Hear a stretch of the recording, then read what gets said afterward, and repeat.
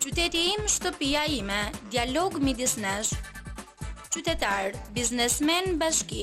Vizioni ynë për ta parë Fierin nga kuota të larta qytetërimi, Fieri, qendër urbane me prosperitet ekonomik, hapësira turistike, vlera intelektuale.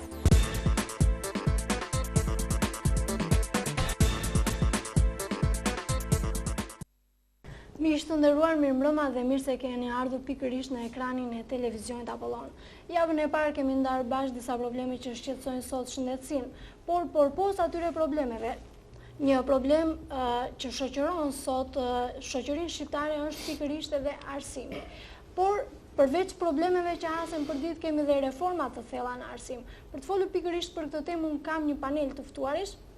Kam pikërisht përfaqësues nga Drejtoria Arsimore Rajonale, por edhe drejtues nga ky institucion, është pikërisht zonja Suzana Numani, drejtoria e re e këtij institucioni. Mirëmbrëma dhe mirë se keni ardhur. Kam të ftuar tjetër të kësaj mbrëmje zotin Mihal Krimçe, specialist trajnimi, përshëndetje. Mirëmbrëma. Dhe zonjën Mirela Emiri dhe zonja Emiri, specialiste trajnimi, apo jo. Atëherë mirëmbrëma dhe mirë se keni ardhur. Zonja Numani, pikë së pari nga kjo studio ju urojmë suksese në detyrën e re, duke qenë se vini për herë të parë ndoshta në këtë studio me këtë detyrë.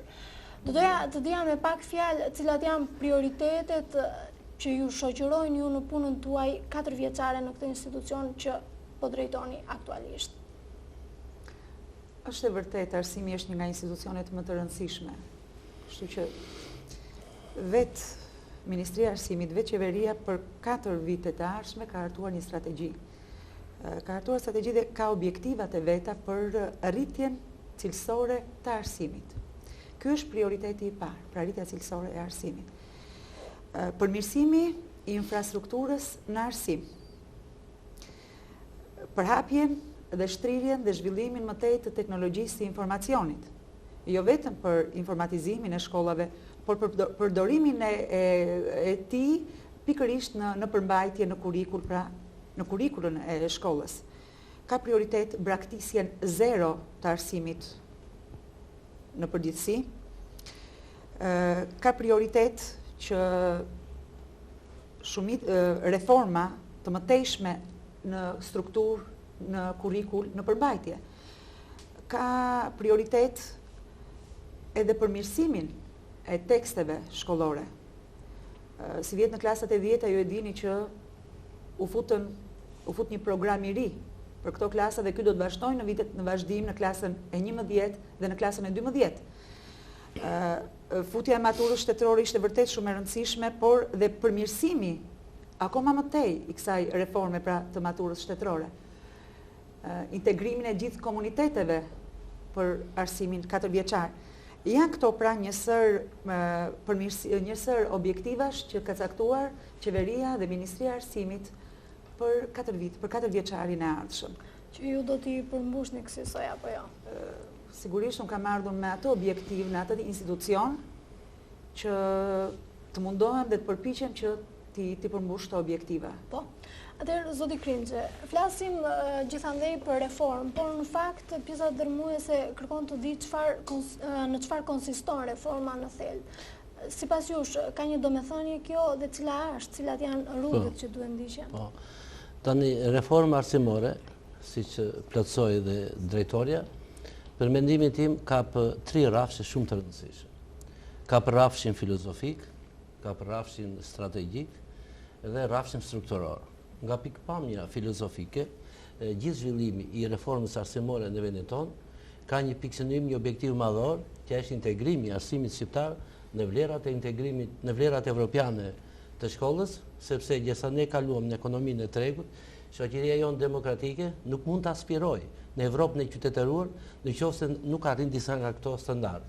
Dhe një nga standardet më thelbësor të gjithë standardeve kombëtar është standardi i rritjes cilësore frontale të arsimit për të përgjigjur të gjitha kërkesave dhe sfidave të përfshirjes evropiane. Kjo përbën atë që thamë në rrafshin filozofik. Nga pikpamja strategjike, reforma ka të bëjë me prurje të tjera që e sjellin kurrikulën e shkollës shqiptare në parametrat e kurrikulës evropiane, mbështetur sigurisht në parametrat kombëtar të kurrikulës. Kurse nga pikpamja taktike, reforma ka të bëjë me prurjen e një sistemi të ri metodologjik që t'i përgjigjet brenda kushteve të shkollës sonë këtyre prurjeve për të arritur cilësinë mësimore. Drejtori e tha shumë mirë, disa nga arritjet që kemi sot dhe mund të them pa frikë që në këtë jubilet të 97 vjetorit të shpalljes së pavarësisë dhe të 65 vjetorit të çlirimit të dheut, Fieri që ka një traditë të pasur arsimore, vjen me një vlerë të re të madhe, me prurje të reja dhe me një statë të ri arsimor, për të cilat mendoj se së bashku do t'i trajtojmë në këtë panel që mua më duket shumë simpatik sonde në këtë prelud të dheut tonë të dashur. Atëherë, zonja Emiri, ju jeni trajnuese specialiste trajnimi pra në këtë drejtori dhe kësaj keni patur të bëni dhe me mësuesit. Cila është përshtypja që ju ka lënë ose shija që ju ka lënë gjithë këto vite, sepse juve nuk jeni e re në këtë institucion? Në fakt, sektori ynë lidhet konkretisht me trajnim kualifikimin e mësuesve, plus detyrat e tjera që realizohen. E vërteta është se eksperienca në arsim prej vitesh më ka mësuar që mësuesit janë gjithmonë nxënësit më të mirë, në kuptimin e mirë të fjalës. Pjesa më dërmuese e mësuesve janë gjithmonë të interesuar për të rejat në profesionin e tyre. Dhe ky është një postulat i vërtet dhe i prekur dhe i testuar çdo herë në punën tonë. E them këtë sepse përveç shumë veprimtarive trajnuese, kualifikuese që kemi realizuar dhe realizojmë çdo vit me mësuesit e rrethit ton, ka qenë interesant një moment shumë signifikativ biles vjet, kur ne menduam të trajnonim mësuesit që kishin një eksperiencë 2 vjeçare në arsim, duke zhvilluar disa seanca kualifikuese për t'i njohur dhe për t'i konkretizuar me teknikat e reja. Pjesëmarrja ka qenë shumë masive, më shumë se sa e mendonim ne, dhe ne jemi detyruar ta përsëritim këtë trajnim dhe në ditë tjera. Çfarë duhet të them me këtë? Duhet të them me këtë që mësuesit, pjesa dërmuese e tyre janë të interesuar gjithmonë për të njohur sa më shumë, për të qenë sa më bashkëkohor në profesionin e tyre.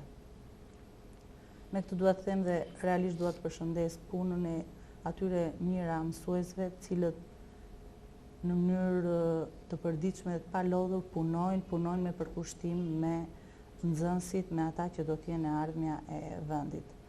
Me këtë duhet të them që jo çdo rast i veçantë mund të kthehet në një rast përgjithësues për mësuesit. Pra ka raste ku shërbimi i mësuesit ndaj nxënësit ndoshta nuk është në lartësinë e dur, por këto raste që gjithmonë janë të veçanta në asnjë mënyrë nuk përbëjnë masivitetin dhe nuk mund të hedhin poshtë atë punë. Qartë, do të ndalemi pak më vonë. Që realizojnë mësuesit tanë. Zonja Numani, përveç se na i paraqitet shumë qartë prioritetet tuaja në drejtim pra në 4 vitet e ardhshme, ajo që më intereson të di është keni disa kohë në krye të këtij institucioni, cila ka qenë puna e parë, le të themi që keni parë si më emergjente. A jeni njohur, a i keni prekur nga afër shkollat, arsimin në Fier? Është e vërtet që ditët e para të fillimit të punës time në atë institucion, më duhet ta njihja nga afër shkollat, të njihja drejtuesin që drejtonte shkollën, sepse duke bërë lidhjen pastaj e drejtuesit me shkollën, unë të krijoje një mendim ose do të ishte më konkrete ndërhyrja ime apo emergjenca që unë do të kërkoja. Kështu që them drejtën, jo gjitha shkollat i kam shëtitur, sepse më kanë dalë gjatë kohës, gjatë këtij një mujorshi punë, kanë dalë dhe punë të tjera, por shumë shkolla kam shkuar vetë, edhe në për zonat rurale, jo vetëm në qytet, shkollat e qytetit i kam parë vetë, kam shkuar edhe në zonat rurale për të parë edhe infrastrukturën e shkollave, që është edhe kjo shumë e rëndësishme për ecurinë e një shkolle. Dhe them drejtën, një pjesë e shkollave janë rikonstruktuar edhe në zonat rurale. Është një pjesë e vogël e tyre që do të rikonstruktohet, sepse kam folur puna tjetër që kam bërë gjatë kësaj periudhe, ka qenë edhe takimi që kam bërë me kryetarët e komunave. sepse u kam kërkuar atyre të paktën për shkolla që nuk janë rikonstruktuar për projektet që ata kanë nisur në Ministrinë e Arsimit, sepse ishte emergjente, duhet ishin mbyllur brenda një afati, kështu që kanë shkuar projektet Ministrinë e Arsimit dhe ne presim shpejt që të çelet fondi për vitin që vjen të rikonstruktohen këto shkolla. Kështu që duke parë nga afër rikonstruksionin, duke parë nga afër vetë shkollën, sepse unë mendoj që kur hyn në shkollë dora e drejtorit duket pikërisht që nga obori i shkollës, dhe këtë kam parë dhe kam ndier. Tek drejtorat vërtet që janë shumë të mirë, që janë të përkushtuar, që punojnë, them që janë modeli mirë për shkollën. Shkolla e tyre duket që jashtë që ka një drejtor të zoti, ka një drejtor që ka kërkesë llogarie, ka një drejtor që shumë të mirë dhe punon, dhe ndonjë shkollë tek Tuk që fundit është modeli i drejtorit që drejton atë shkollë që ka nevojë për përmirësime. Kështu që prandaj kam dashur që ti shikoj këto shkolla nga afër dhe në vazhdim gjatë periudhave, domethënë ditëve në vazhdim, këtë më duhet të ndjek dhe të shikoj shkollat. Në fakt për problemet e mbetura pezull, ashtu sikurse ju i thatë, më duhet që të shigjetoj zotin Krimçe për arsye se ka disa vjet dhe më tepër se sa një specialist trajnimi ka qenë strumbullar aty, le të themi, në këtë institucion. Zotë Krimçe e tha dhe drejtoresha pak më parë, por dhe ne kemi parë dhe komuniteti e një. Shumë shkolla për hir të së vërtetës janë të çala, le të themi, kanë probleme në thelb që në qeliz. I keni evidentuar këto gjatë viteve? Dhe pse ka stopuar në ato shkolla, por pos investimeve të deri tanishme? Shiko, këto janë disa aspekte të veçanta që kanë të bëjnë me problemet e zhvillimit. Por përpara se të dalë atje, unë do të përshëndes një televizionin tuaj Apollon, i cili gjithmonë është gjendur zhvillimeve arsimore si për gjitha fushat e tjera të rrethit të Fierit. Unë nisem nga fakti i shoqëm që televizioni juaj dhe televizionet e tjera transmetuan një serë aktivitetesh zinxhir të shkollave të qytetit të Fierit dhe të zonave rurale, ku shpalosin energjitë e pashtershme të nxënësve tanë, të mësuesve tanë në kuadrin e festave të nëntorit, por dhe energji të mëdha shoqëruese të prindërve. Kjo tregon se qyteti i Fierit jo vetëm që sjell prurje të mëdha risore, strukturore dhe në përmbajtje të shkollës sonë, por në të njëjtën kohë si rezultati i këtyre prurje dhe këto shkolla që janë të pakta në numër, të cilat kanë probleme të rikonstruksionit të tyre ose kanë probleme të mjedisit qytetarisë, ma merr mendja se në këtë vrull zhvillimor, si pjesë e reformës arsimore, shumë shpejt dhe ato do të arrinë që dhe këto shkolla prodhojnë talent, apo jo? Po, dhe në këto shkolla. Unë mund të sjell vetëm një fakt. Drejtoria jonë e përmendi pak më sipër se një nga elementet e reformës sonë arsimore është informatizimi i procesit mësimor. Po të shkosh në të gjitha shkollat dhe veçanërisht në shkollat e qytetit, marrim shkollën Janaj Kelica, shkollën Perikli Ekonomi, shkollën Naim Frashi, shkollën Petrosota, shkollën Pinelopi Piro e të tjerë me radhë, janë instaluar kabinetet e informatikës dhe jo vetëm kabinetet e informatikës, po aty kemi videoprojektor, aty kemi CD multimediale, të cilat me njëherë nxënësit kanë filluar nga procesi. Para disa ditësh ne ishim në shkollën Naim Frashi, pam një modul mësimor nga mësuesit e gjuhës shqipe të Naim Frashit që kishte të bënin me gjeni pena që tha vetëm të vërtetat.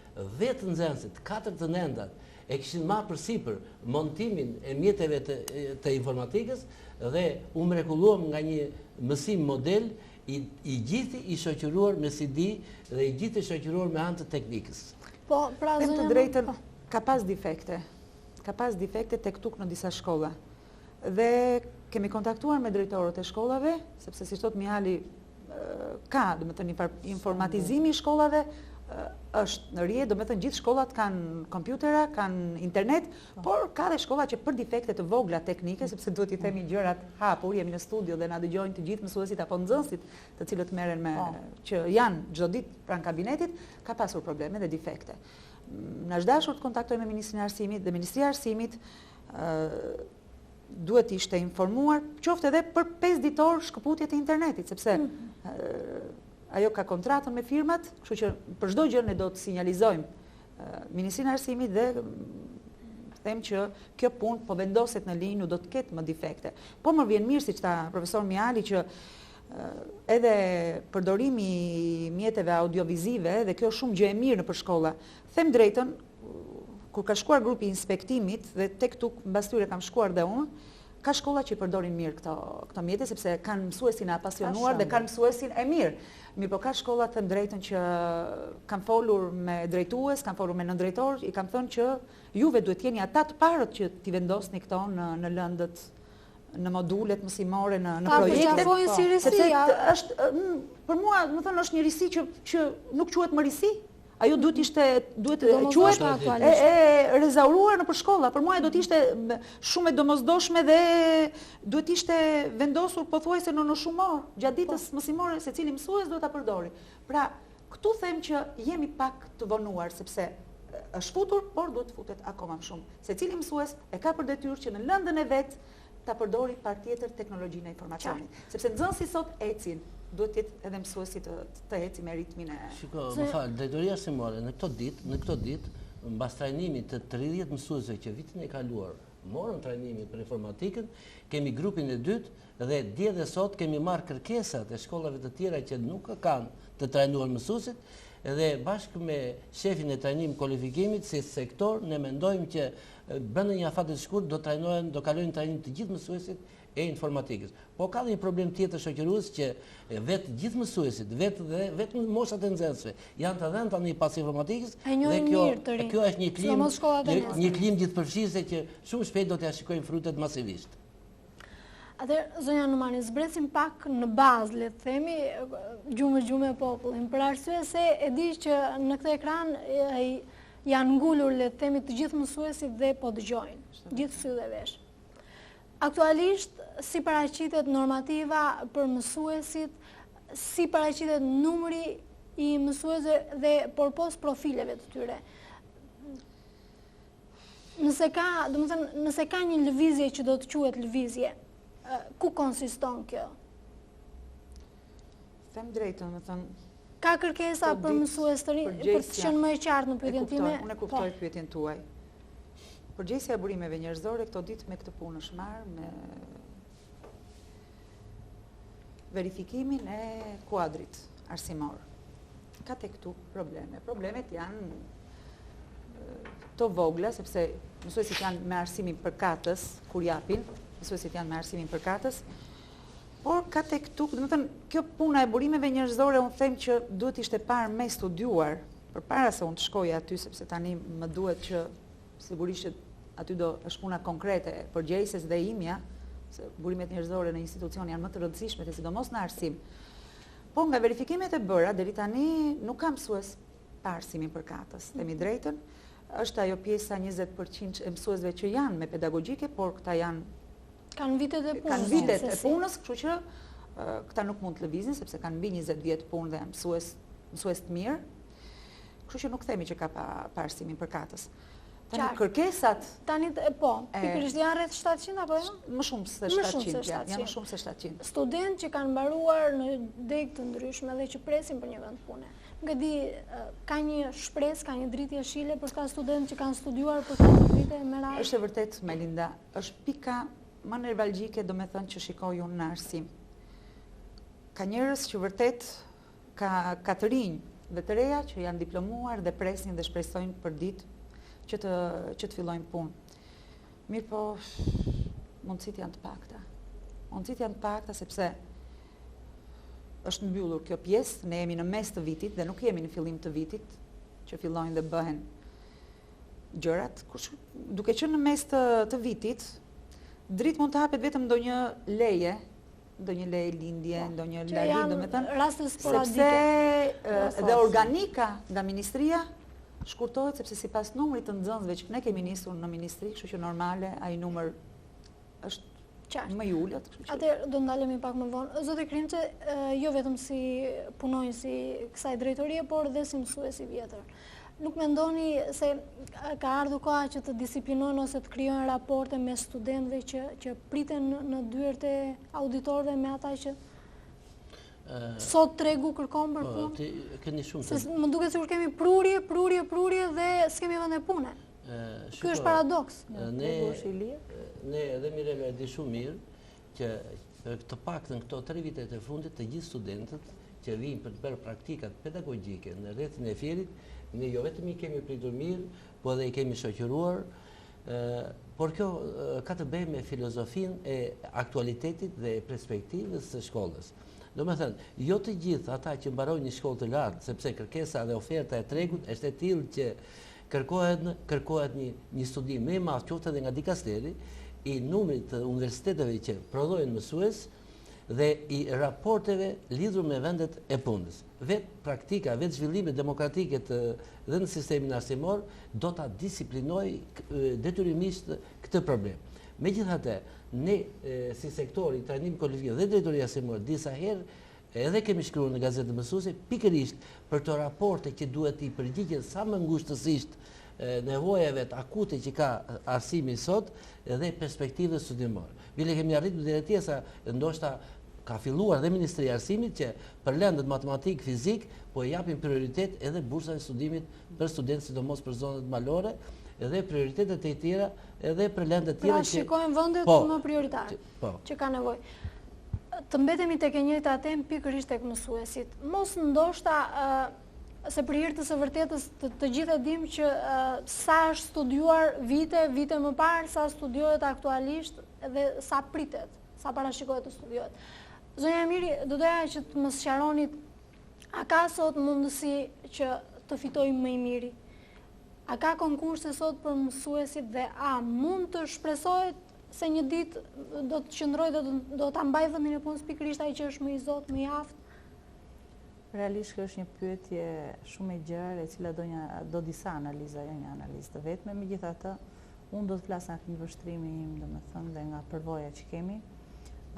Realisht që të disiplinosh raporte sa mësues dalin dhe sa mësues do të futen në punë, këto gjëra sot mendoj se u ka ikur koha. U ka ikur koha në kuptimin se arsimimi është një drejtë e secilit.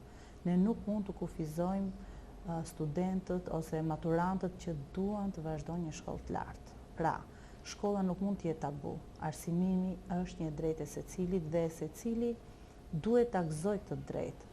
Pra, në raport me ato me praktikat që ne kemi patur dikur, pasi vetë sistemi ekonomiko-shoqëror ynë ka qenë i tillë, ku shkolla ishte për një pjesë të vetme, një pjesë të vogël të shoqërisë e tjerë, këto nuk mund të qëndrojnë më, sepse vetë jeta është zhvilluar e tillë. Pra nuk mund të ketë një disiplinë të tillë. Por mund të filtroni apo jo? Ajo e cila unë do t'i mshoja dhe kemi shkruar realisht vërtet edhe në shtypin në gazetën tonë, domethënë mësuesi, bashkë me kolegun, ajo që ne i mshojmë është cilësia në këto fakultete. Pra, cilësia e fakulteteve që nxjerrin mësues duhet të jetë më e lartë, në kuptimin që të përshtatet nevojave dhe kërkesave të fëmijëve që ata do të mësojnë. Kjo nuk do të thotë që ata do të mësojnë në të njëjtin model që kemi studiuar ne, që kemi studiuar para 20 vitesh ose edhe më parë, sepse jeta nuk është më e tillë si më parë, por cilësia duhet jetë i vetmi kriter matës i fakulteteve që nxjerrin sot mësues. Pra, produktet që dalin nga këto fakultete duhet jenë cilësore sepse e ardhmja e vendit ngelet në dorën e tyre. Përsa i përket asaj, realizimit të konkursit, mbas është një fjalë e madhe e tjerë që duhet shoqërohet me disa elementë tjerë, përsa i përket nëse do të vendoset më i miri apo jo, unë shpresoj sepse vetë zhvillimi i jetës do të sjellë dhe do t'i rregullojë në kuptimin e mirë të gjitha problemet që kanë, sepse një mësues i cili është i papranueshëm për komunitetin e fëmijëve, nxënësve, për komunitetin e prindërve, normalisht do të dalë jashtë lojë vetë në kuptimin që vetë ati do t'i bëhet e pamundur qëndrim në këtë profesion. Do vetë skualifikohet, sepse profesioni ynë është i tillë që është një profesion që ka të bëjë me njerëzit. Dhe profesioni me njerëzit duhet kenë shumë element, duhet kenë etikën, profesionalizmin, ngritjen, pra një mësues duhet jetë shumë i kompletuar. Dhe mësues të cilët janë jashtë realitetit, pra jashtë asaj që duhet të ofrojnë, klimës që duhet të ofrojnë dhe performancës që duhet të kenë në punën e tyre, normalisht do të vetë skualifikohen. Mund të ketë raste tek këtu, të cilat unë besoj që gjithmonë e më shumë do të vidita në mënyrë që në shërbim do të mbetet ai që është më i mirë, se do ta mbaj pra me punën e tij. Po. Zonja Numani, kjo dhe nga përvoja juaj, kam dëgjuar rëndom të flitet do i jepet prioritet njërit universitet, i jepet prioritet mesatares, kur fare mirë ju të tre dhe unë, duke qenë në këtij profesioni, e dim që nota mund të merret dhe efektive në vijim të ides zonjës Emiri. Si do krijojnë këto raporte? Do ketë një ndarje fikse, le të themi, domethënë si mund ta përzgjedh, sepse edhe roli juaj është i vështirë në këtë rast. E vërtet është, po, një student që ka mbaruar në mesatare shumë të mirë nuk krahasohet me atë që ka mbaruar në mesatare më të ulët. Një student që ka mbaruar në Tiranë, them unë, pa paragjykuar Vlorën, ka qenë prioritet për shkollat e mesme. Kështu që unë them që duhet të jetë prioritet për shkollat e mesme, sepse nuk ka kuptim, domethënë që një student jo i mirë të çohet në një të paktën në shkollat që janë elit, sepse Fieri është mbajtur për mësues elit. Fieri ka pas traditë, ka pas dy gjimnazet, dhe është gjuna që të çosh student që mbarojnë me mesatare jo të mirë, do të çosh student vërtet shumë të mirë, do të çosh mësues shumë të mirë, mësues të apasionuar, mësues që do dinë, domethënë të japin këtyre nxënësve, sepse edhe niveli, duhet parë edhe niveli i shkollave, niveli i qytetit, sigurisht që është më i lartë. Kështu që unë mendoj dhe kam parë këtë prioritet, pavarësisht se unë s'kam pasur dhe nuk kam mundësi që të kem punësuar në një periudhë të vogël të lëvizje, por ky mendoj që është kriteri domosdoshëm. Po, të paktën arsye. Dhe për ta mbyllur këtë mini temë, pra të emërimit të mësuesve, muajt i kanë shpejt dhe shtatori mbërin. Do të ketë një kriter që zonja Numani kuptohet duke bazuar dhe shfrytzuar anën ligjore. Pra që zonja Numani do ta shfrytëzoj në shtator për emërimin e mësuesve? Them që do të ketë. Do të ketë cilësi.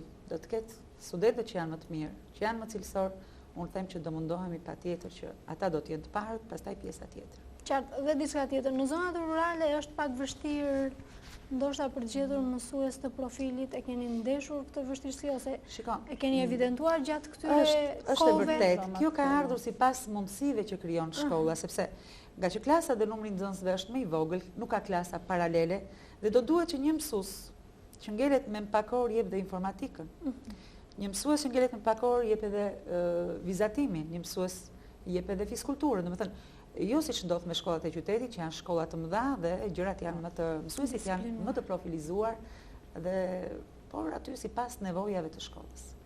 Qartë. Unë do të shtoja këtë që duke mbështetur fjalën e drejtoreshës dhe të fjalën e Mirelës, që pikërisht thelbi i reformës në arsim nuk janë lëvizjet, nuk janë në sistemimet aty këtu të mësues. Thelbi i reformës arsimore pikërisht është përshtatja e nivelit të mësuesve me ndryshimet, me prurjet në kurrikulin me anë të përshtatjes metodologjike dhe përshtatjes shkencore dhe profesionale. Pikërisht ky është edhe objektivi kryesor i punës së sektorit të trajnim kualifikimit për ta zbutur sa më shumë këtë që të ketë një përshtatje më të madhe, më efikase dhe ka dhe një program kombëtar për këtë problem për të përgjigjur dhe ndryshimeve që po sjell reforma arsimore në nivelin mësimor. Vendosja e kësaj e mesatarës dhe kërkesat e universitetit, sidomos të universiteteve që përgatisin mësues në këtë drejtim duhet të jenë më të mëdha, më të drejtësuara në aspektin praktik. Marrim një shembull shumë të thjeshtë. Ne na përshtaten më shpejt mësuesit më me përvojë, mësuesit që kanë një stazh 10-15 vjet apo 20 vjet në punën e mësuesisë, sesa një mësues që sapo vjen nga bangot e universitetit. Thjesht po të marrin formatin e orës së mësimit, janë më brillant mësuesit, nuk duhet të paragjykoj se ka dhe mësues të rinj shumë të mirë, po kjo zbulon një ngerësh të vogël që pikërisht nuk ka një përputhje midis leksioneve që jepen në universitet me anën praktike, Pra, fakultetet e mësuesisë duhet të mësojnë më shumë shprehive praktike të studentëve. Pastaj është dhe ajo që thotë Mihali, duhet dhe them sepse nuk e thash të prioritetet e kësaj qeverie edhe shkollat profesionale. Duhet bërë një studim ne si zonë, çfarë kërkesash mund të ketë kjo si zonë. Atëherë duhet zhvillohen, t'u jepet prioritet shkollave profesionale, qoftë mesme dhe atyre të larta, sepse është kjo tendenca që nxënësit e mesatare të ulët shkojnë për mësuesi.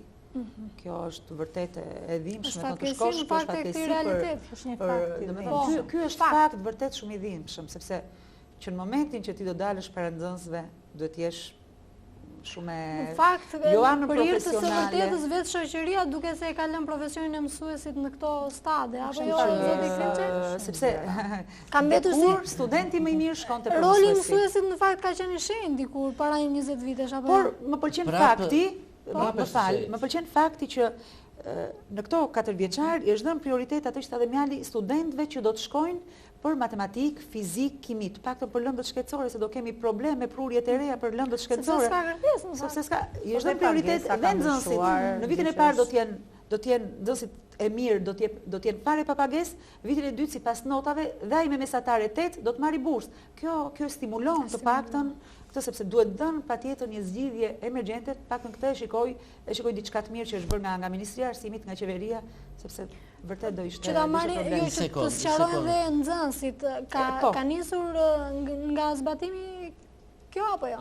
Kjo ja është po Kjo si nis si vjet, ka filluar, po ndoshta të plotësoja këtë që me shumë kujdes Ministria e Arsimit dhe qeveria po shikon harmonizimin e arsimit të përgjithshëm, ata i Me tha ato drejtor me arsim profesional. personal. Ne në Fier kemi shkollën e mesme personale Rakip Kryeziu, vërtet. që për mendimin tim është një dhuratë, është një perlë Po në dhe zonën ka e nisur të Muzaqes. marrjet. Ka nisur kohët e dhe, fundit, apo dhe jo? ne, komuniteti, të gjithë ne së bashku, mësues nxënës, e shikojmë me një çikë diferencë, do më thënë vlerësuese midis gjimnazit, shkollës përgjithshme dhe shkollës teknike. Kur dihet që Fieri, Muzaqes është zonë bujësore, është zonë blektorale, E ka të domosdoshme- sidomos profilet e veterinarisë, zootehnisë, bujqësisë, janë dhe perspektiva e ferma dhe zhvillimit të tyre e ardhmja do ta gjej pikërisht te kjo shkollë përgjigjet. Prandaj të gjithë ne së bashku, bashkë me komunitetin, bashkë me zonat e fermerëve, duhet ta mbështesim me duke quar sa më shumë nxënës për ta Sepse tregu i punës mjetuar këtë do shkollë. gjejnë, do të jetë tregu i Do punës gjejnë me veten tek e fundit dhe do i përshtaten në Sepse realitet. është Ma e sqaro dhe pak atë pikë se më duket se mbeti e e Po. studentëve.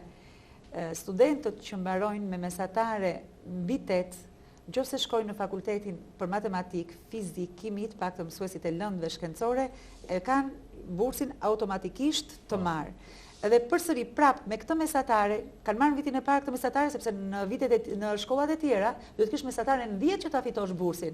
Kurse në këto deg edhe ta kish mesataren 8, përsëri edhe vitin e dytë merr bursë, dhe vitin e tretë dhe vitin e katërt. Pra kjo është shumë e mirë, do të thënë, Kam është përshtypjen prioritet. se pas 4 vjetësh do dalin gjithë matematician apo jo? Kjo do të jetë fakt shumë pozitiv. Mirë, atëherë Jo, ne nuk duhet bijem në atë rrezik që Kërkojmë. u hapen shkollat me part-time, edhe u turrën të gjithë, tani kanë filluar me masterat, edhe unë mendoj që duhet jetë në agjendën e Ministrisë së Arsimit disiplinimi dhe kërkesa e lartë tek masteri, se do bëhen të termë me master dhe hajtë i bëjmë të shkencëtar profesor e s'do gjejmë vetë për mësues. Mirë, do ajo dalë është gjë e në mirë. titull tjetër. Mirë, ajo është gjë e mirë që kërkojnë edhe vazhdojnë të shkollohen, do të thënë është gjë e mirë, por Qartë, ndalemi pak në një pikë tjetër që është po aq e mbretësa dhe këto që ne thamë.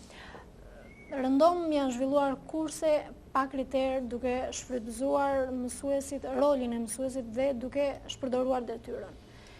Ka patur masa, do të ketë masa dhe cilat janë hapat e ndërmarra, le të themi, në këtë është e fillim vërtet, të punës suaj. Melinda, unë mendoj që kur u vendosën pikërisht të kurse private, si kur i ra digniteti shkollës, si kur i ra digniteti mësuesit.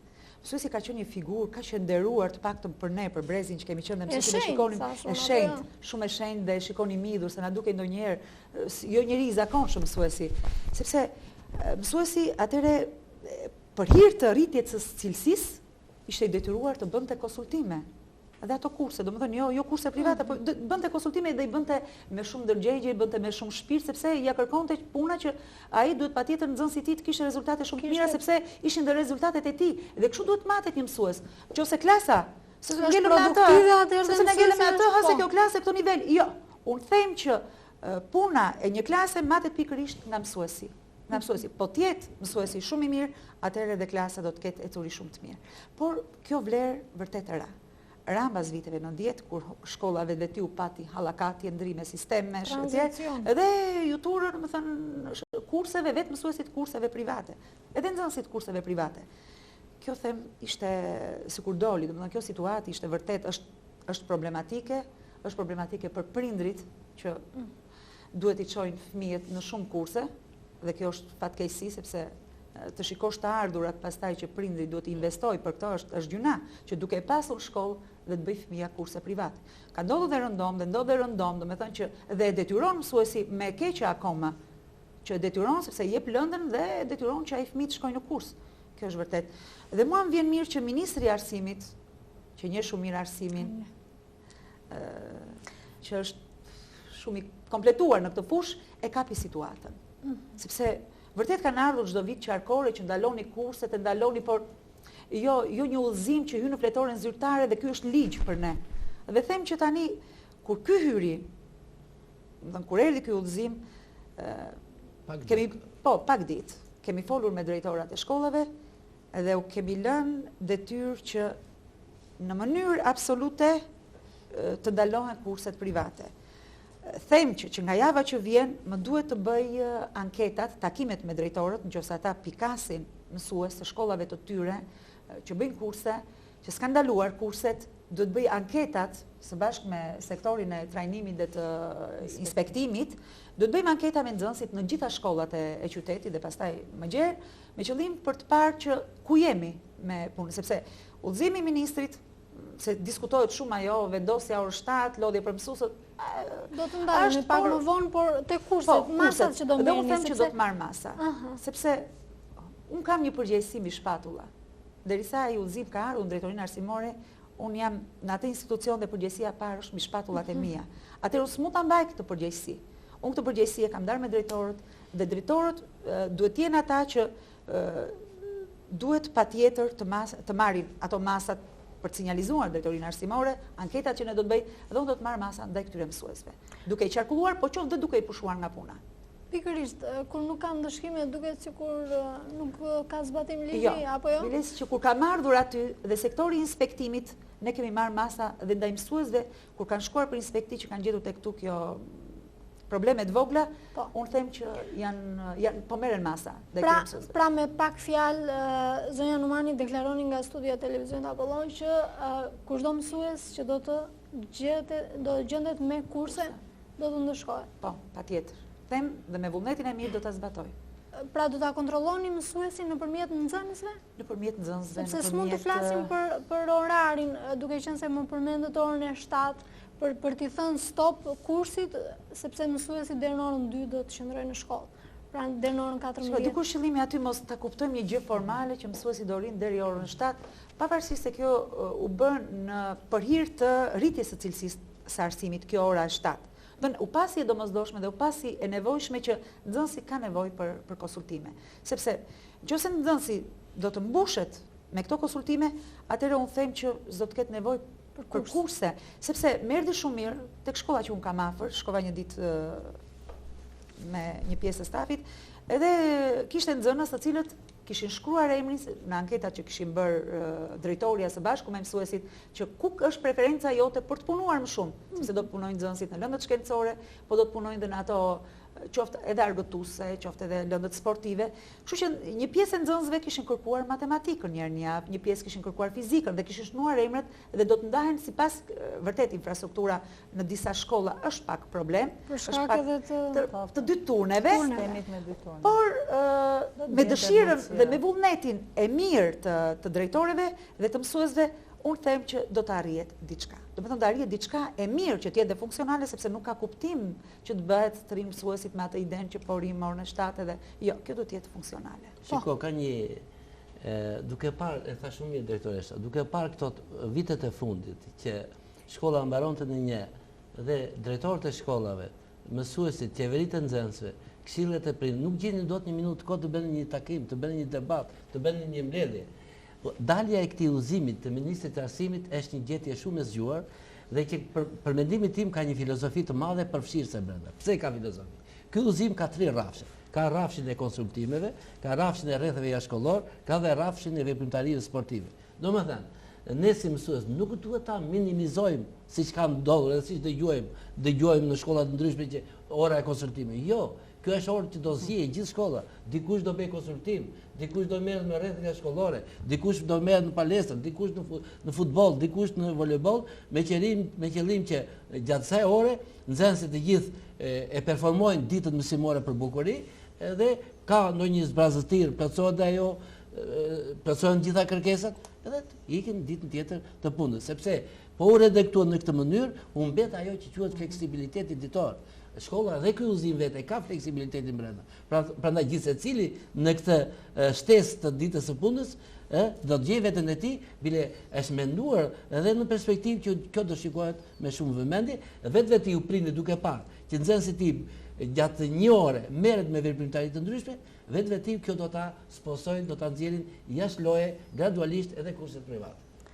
Jo, në fakt, e përmendi zonja Numani pak më parë, ka dhe mësues, ka patur nga ta mësues që i kanë detyruar në një mënyrë ose në një tjetër, përveç se kanë shkuar me dëshirë nxënësit ose prindrit. Mirë këto ditë, sepse jam telefonuar nga prindrit dhe kam pritur prindrit mirë. Prandaj them dhe kjo më shtyn që të kem atë vullnetin e mirë që duhet zbatuar patjetër. Ka pritur mirë pra largimin e kurseve? Po, prindrit e kanë pritur shumë mirë. Më kanë telefonuar prindër. Qartë. Ne kapëm sipërfaqësisht orën e 7, por të kapim aspektin tjetër që zotëria e përmendi pak më parë. Nuk mendoni se do jetë një orë e tepërt për nxënësit, duke qenë se disa janë nga zonat rurale, shumë prindër nuk mund t'i kontrollojnë, nuk mund t'i transportojnë, pra ora 7 është një barë më tepër për ta, sidomos tani në dimër. Jo, prindi ku ta gjej që pra është mirë pritur kjo ora e 7, është mirë pritur nga prindrit. E lëm kontingjentin e mësuesve më njanë. Sepse unë të paktën kur kanë folur me drejtorët nuk ma kanë ngritur si shqetësim që nuk është mirë pritur nga prindrit. Pastaj është ideja që shkolla do të jetë shtëpia e dytë e nxënësit. Po pa me këtë ide që më mirë të kaloj në shkollë se sa të kaloj, se ne kemi parë mas dite e fëmijët merr një libër në sqetull dhe ku ikën në kurs. Po pse? Po e bën aty. Qëse e mbush ditën e tij nxënësi me shkollën, është shumë mirë. S'do merret me gjëra të tjera pastaj. Kështu që është vërtet shumë mirë. Pastaj sepse mësuesët unë kam qenë mësuese, jam mësuese, domethënë në profesion, i kuptoj, mësuesi vetiu duhet ta presi mirë. Duhet ta presi mirë. Pastaj statusi i mësuesit është në peshën e vendeve që janë në BE. Domethënë pagesa e statusi i mësuesit tonë është dhe kjo është parë, domethënë. Derisa është që nuk është ndonjë ju shtuan ndonjë gjë e tepërt, është një gjë vërtet që është shumë domosdoshme dhe duhet bërë. Zonja Emiri, nuk e di se jam shkëputur nga arsimi, por dikur orët shtesë paguheshin orë suplementare. Ndërkohë, sot Ministria e Arsimit u çon një orë shtesë mësuesve. Do të ketë përveç kësaj ore shtesë, do të ketë dhe një shpërblim për mësuesit, apo është parë e gjitha në një, kjo le të themi në gjithë pagën? Nuk duhet ta shohim kaq të ngurtësuar këtë udhëzim. Jo, në fakt, dua që të sqaroj mësuesit që po presin. Mësuesit normalisht duhet të jenë sqaruar nga drejtuesit e shkollave të tyre dhe fare mirë mund ta kenë atë udhëzim në duart e tyre, sepse është një udhëzim legal, është i hapur për gjithë dhe secili është mirë ta shoh, dhe nuk është e thënë ta dëgjoj vetëm nga drejtuesi i shkollës, po ta marrë vetë dhe ta shoh secili derisa është në interes të tij dhe ka të bëjë me punën e tij. Çdo të thosha, do të theksoj edhe një herë atë që tha kolegu më parë, që ai udhëzim përmban brenda shumë element. Pra, nëse ky do trajtohet, u shtua edhe një orë, është e 7, do paguhet, nuk do paguhet, jemi larg qëllimit për cilin është dhënë ky udhëzim. Jemi shumë larg, sepse po ta shohim me shumë vëmendje udhëzimin dhe po ta analizojmë dhe të shohim elementet për cilët ai është krijuar, do të shohim që aty përmbahet i shërben normalisht formimit të personalitetit të fëmijës, në kuptimin e plot fjalës, pra zhvillimit shpirtëror të tij, dhe zhvillimi shpirtëror përfshin qoftë zhvillimin shkencor, qoftë zhvillimin psikomotor, pra lëvizjet e fizike, tjera veprimtaritë ndryshme argëtuese që i shërben formimit të personalitetit të fëmijëve, qoftë edhe zhvillimi të talenteve dhe të veçantive që ata kanë në fusha të ndryshme. Në qoftë se do të shihet në këtë moment dhe në këtë rrafsh, ajo fare mirë do të jetë një veprimtari shumë e mirë, e organizuar dhe e mirë pritur patjetër nga prindrit, nga nxënësit, qoftë edhe nga mësuesit. Se dhe mësuesit duhet dini një gjë, që mësuesit shpeshherë qëndrojnë atë klasën e tyre edhe në orën e pushimit. Jemi realistë, se nuk e kanë mbaruar akoma duan të thonë ca gjëra të tjera nxënësve. Më kupton? Unë do të shqetësohesha paksa nga infrastruktura e shkollave tona, për hir të së vërtetës, sepse në Fier, paktën në bashkinë e Fierit, shkollat kanë mbetur pa ato që janë përveç një shkolle të re. Është një temë më vete. Realisht është një temë më vete, por për sa i përket udhëzimit që ne jemi duke diskutuar, e vetmja vështirësi që do të jetë në ato shkolla ku mësimi është me turne. Dhe kjo është e vetmja vështirësi. Megjithatë, një mirë organizim Dhe vullneti i mirë normalisht, pra është një 45 minutësh në shërbim të mësuesit, fëmijëve dhe të prindërve në këtë rast. Është një 45 minutësh, ase 7 ose ore 6, nuk ka rëndësi. Është një kohë e cila do të menaxhohet, do të organizohet nga drejtoria, nga mësuesit, të cilët gjithmonë thash u ngelet një fjalë pa thënë në orën e mësimit dhe duan marrin edhe nga 5 minutësh, duke lodhur dhe veten normalisht në këto raste, sepse janë gjithmonë të predispozuar për të ofruar fëmijëve shërbim. Pastaj më fal Majlinda, edhe me klasën kujdestari, mësuesi duhet të takohet. Ku takohet mësuesi me klasën kujdestari? Sepse i bie që në mëngjes futet në orën që ka mësim, në pushim fëmijë dalin, ku i takon? Problemet nuk merr kontakt. Atëherë ky fëmijë që vjen në shkollë ka nevojë për probleme edukimi që duhen diskutuar brenda klasës. Mësuesit paraqitet 20 minuta, ka qenë dikur para fillimit të orës mësimit, mbaron një orë mësim, ikën kthehet mbas orësh, 4 orësh ku ka orën e 4 ose të 5, atëherë po klasën e tij kush do të përgjigjet gjithë ditën? Kush do të përgjigjet për këta fëmijë që mund të kenë probleme të ndryshme? Kështu që nëse mësuesi do të jetë gjithë ditën në vendin e punës, është normale. Kushdo është brenda orarit. Është brenda orarit. Unë vetëm mësuesi ka qenë kështu sepse ekonomisti, marr gjitha profesionet, ora është në vendin e punës. Atëherë si mos të rri mësuesi që është një problem kaq delikat me edukimin dhe me arsimimin e fëmijëve. Si mos të jetë ky, ose do bëj gati orën e tij të laboratorit që duhet të jetë në shkollë, pra ka kaq probleme që mësuesi duhet të jetë patjetër brenda shkollës, sepse nuk mund të kuptohet ndryshe. Po do të shtoj diçka këtu. Unë kam ndjekur me shumë vëmendje bashkë me kolegët, sidomos fjalimet e fundit të ministrit, për sa i përket raportit kohë dhe pagë dhe kësaj që ne nuk më pëlqen ta quaj orë 7. Jo pra, nuk më pëlqen ta quaj orë 7, më pëlqen ta quaj është pak e frikshme leximin tonë. Është tjetërsuar. Dhe pikërisht kuptimi i saj. Kjo e vështirëson problemin. Ajo është pjesë e ditës mësimore, sepse dhe në politikat e qeverisë dhe ato ndërministrore për anën financiare të mësuesit, sidomos për shtesat e reja të pagave, do të kihet parasysh edhe kjo kohë pune. Prandaj në këtë unitet pune dhe finance, të gjithë mësuesit do të gjejnë veten e tyre dhe hakun e tyre në këtë drejtim. Shkëputemi për një hapësirë publicitare dhe kthehemi sërish në studio.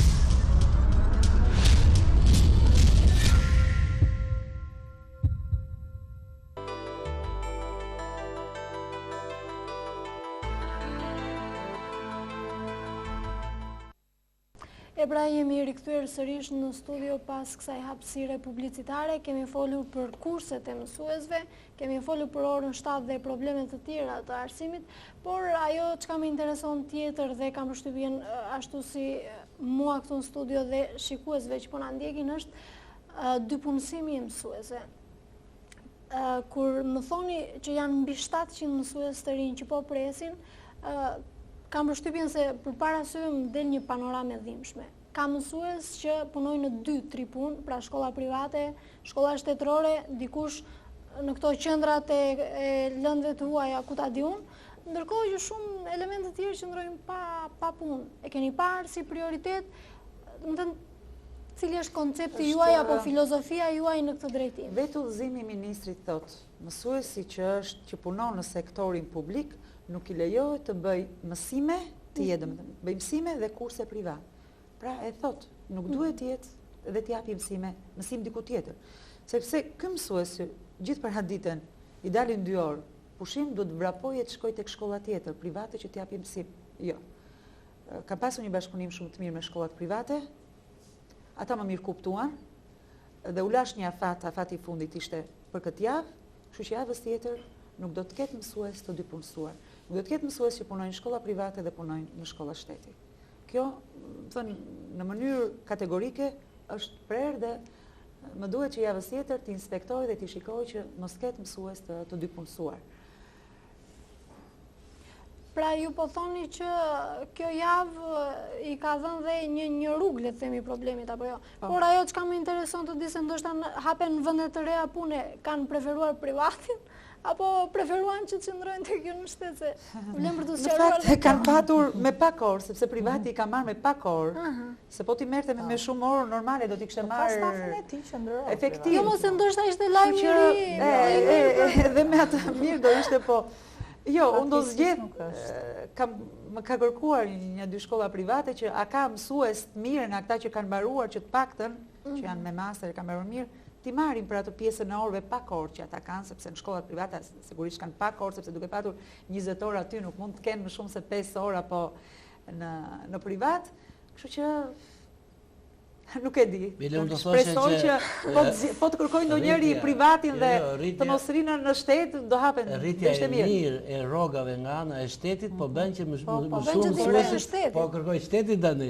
Po kërkoj megjithatë kjo sjell një konkurrencë. Kjo konkurrenca që është e mirë gjithmonë. Mes arsimit publik dhe jo publik, konkurrenca është gjithmonë. Rrit cilësinë. Patjetër. Dhe Fieri gjithmonë ka patur një konkurrencë për të admiruar nga gjithë rrethet dhe ka patur dhe për shkak të shkollave private, në fakt, ka patur shumë shkolla. Po, ky është zhvillim, që shkollat jo publike tonat janë një cilësi të mirë, ky është zhvillim dhe sjell cilësi. Është vërtet Fieri në veçantë, sepse nuk janë kështu nga rrethet e tjera, nuk janë kështu rrethet e tjera, Fieri ka pasur cilësi. Dhe kjo është gjë e mirë, sepse ashtu siç tha edhe kolegët e mi, kjo sigurisht që duke qenë të dy bashkëudhëtar sjell dhe të mira. Sjell nga objektivat që ka patur Ministria e Arsimit që t'i jap, t'i fuqizoj, domethënë t'u jap akses, t'u jap hapësirë arsimit jo publik, t'u jap mundësitë e lejuara që u duhen. Është parë me prioritet, është parë me prioritet. Po, ndryshe. Bile, e kemi pohuar disa herë që në stadin aktual të reformës sonë arsimore, arsimi privat për mendimin tim duhet mbështetur shumë nga qeveria, sepse po jep një rol shumë të madh për shpejtimin e integrimit evropian të gjithë vlerave arsimore kombëtare. Megjithatë mjalë, unë jam te kjo tjetra që jo të një pjesë e vogël kanë mundësi të çojnë privat. Ne do të rrisim dhe do të përpiqemi që të rritet shumë arsimi publik. Kjo është shumë, domethënë, kjo është një nga prioritetet e mia. Qartë. Kalojmë në një pikë tjetër, ka patur probleme sidomos në disa zona ku për shkak të migracionit apo emigracionit zonat kanë mbetur bosh dhe klasat kanë qenë të detyrueshme të bëhen kolektive. Kuptohet që dhe numri mësuesve vjen në rënje, po, i keni evidentuar këto? Ka. I kam evidentuar, në disa kam shkuar vetë dhe i kam parë, ka shkolla kolektive. Që sikur janë shtuar këto kohët e fundit për shkak tamam të migrimit, të largimit të lëvizje, këto janë në zonat më të thella rurale, aty ku ka më shumë largime. Por ka dhe mbi popullim klasash, por pos kësaj. Kjo ka ndodhur tepër në zonat urbane, në zonat urbane, në zonat normalisht do të jetë e tillë. Kurse jo kjo është dhe ai problemi pastaj që duke qenë me numër të vogël klasash, klasat i bie që të mbyllen, kështu që dhe kuadri do zvogëlohet, që do reduktohet, sepse ne kemi nisur në ministri statistikat e nxënësve dhe nëpër zonat rurale numri i nxënësve është i ulët. Kështu që i bie që këto klasa të reduktohen, qoftë edhe tek këtu në më falë, këtu do të theksoja një statistikë e cila është kuptim plot e realisht. Vendet e Bashkimit Evropian e kanë një raport 1 mësues për 26 nxënës, ndërsa ne kemi një mësues për 17 nxënës. Pra, statistika jonë është e tillë që... Me i këndshëm si raport. Cila nuk të lë shumë hapësirë. Një sekond tu se duhet ta veçoj se kam merak për një problem të vogël këtu. Unë mendoj se shteti po e shikon dhe Ministria e Arsimit duhet të jetë më e vëmendshme pikërisht te këto fshatra që janë ekstremisht në Malci ose në zonat kodrinore, sepse edhe le të ketë atje pak nxënës, ne duhet jemi shumë zemërgjeve për këto shkolla, sepse privimi, bashkimi do na detyrojë që s'kemi shkolla të ikim nga fshati Varre. Ne duhet të stimulojmë fshatrat malore që të ndiqet një politikë e tillë që të stimulohen që të mos na ikin nga fshati, bile të tërhiqen, sepse këto fshatra duke hyrë në atë edhe në Francë ka malizja klasa kolektive. Edhe në Francë ka. Kemi parë edhe jashtë shtetit klasa kolektive në zonat e thella minoritare. Edhe me 2 nxënës në minoritet ka mësues. Po. Po në shtet as jemi. Edhe për këta duhet të ketë politikë. Ka dhe cilësia e shërbimit dhe Kjo është për mirë, tjetër. ndalemi në një plag tjetër, le të themi të arsimit, braktisja e shkollës nga nxënësit. Kryesisht janë të komunitetit rom apo është paragjykimi i nik? Shiko, apo të flasin drejtori. Jo, në fakt e kisha përsetit krimçe sepse e kanë ndjekur hap pas hapi. Shiko, unë do veçoja të Mirela ka parasysh se mbajmë tavolin gjithmonë udhëzimin për vitin shkollor 2009-2010. Është një kapitull i veçantë që ne kemi ne mbajmë për ditën tavolin, është ajo politika e 4 strategjive ndërministrore. Kur midis tyre veçojmë të drejtat e fëmijëve, politikat me integrimin e fëmijëve rom, politika për mjanimin e dhunës dhe politikat për integrimin e fëmijëve me aftësi të kufizuara. Të 4 këto nga drejtoria arsimore janë kthyer në një program pune dhe po e nisim nga e para. Në kuadrin e respektimit dhe të projektit cilësi dhe barazi në arsim, ne jemi të detyruar të ofrojmë shërbim pa dallim gjithë fëmijëve të Republikës dhe me objektiv braktisje zero. Drejtoria arsimore në zbatim të këtij udhëzimi në çdo shkollë ka ngarkuar një mësues i cili merret me problemin e menaxhimit dhe ndjekjes së këtij problemi dhe një herë në muaj raporton për grafikun. Ne si rreth sot kemi gati 240 nxënës që për arsye nga më të ndryshmet kanë braktisur shkollën, është më e ulët se vitin e kaluar, por politikat që po ndërton tani drejtoria arsimore janë të tilla që kjo të shkojë shumë drejt uljes sidomos gjatë semestrit të dytë. Mirë, atëherë për ta mbyllur dhe bisedën e sotme, sepse njoftojmë nga regjia që kemi limitin të kufizuar, do doja 2 fjalë zonja Numani për të komunikuar dhe me mësuesit, cila do të jetë ura e bashkëpunimit, kuptohet në mbyllje të kësaj bisede. Në vijim me mësuesit. Shkon, duke qenë mësuese, profesionin e mësuesit e kam admiruar dhe e dua. Kështu që mësuesit normalisht do t'i mbështes, ata janë, ka mësues shumë të mirë, rreth i Fierit mbahet për mësues shumë të mirë. Edhe pjesa tjetër, gjithve do të thoja që të përpiqen më shumë, të kualifikohen më shumë, me qëllim që duke qenë të kualifikuar, duke qenë të aftë profesionalisht nga ana shkencore, pedagogjike, atëre ata do të shpalosin më shumë vlera, do të edukojnë dhe do të arsimojnë një brez që do të jetë ama me ardhmja e këtij kombi. Kështu që do t'i mbështes edhe mësuesit. Mirë, atëherë të falenderoj, ju falenderoj dhe ju që qëndruat këto minuta. Faleminderit për ftesën dhe urime për. Miq të nderuar, nga ky bashkëbisedim mësuam që arsimi po futet në udhë të mbar, por mësuam gjithashtu që do të ketë masa drastike për ata mësues që zhvillojnë kurse të 2 punësuarit, por post zhvillimit të arsimit pra dhe cilësisë së mësimdhënies. Le të jetë një hap i parë ky, le të themi, ose ajo ura e bashkëpunimit që unë e thash pak më parë mes drejtorisë arsimore dhe jush. S'më mbetet gjë tjetër veçse t'ju falenderoj, të ftuarit e mi, por të falenderoj dhe mësuesit, gjithë ata armat mësuesish që jam e bindur që sot na kanë dëgjuar dhe na kanë mbështetur, pse jo. Faleminderit.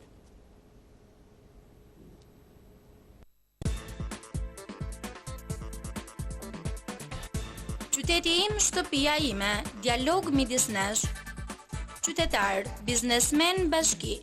Vizioni ynë për ta parë Fierin nga kuota të larta qytetërimi, Fieri, qendër urbane me prosperitet ekonomik, hapësira turistike, vlera intelektuale.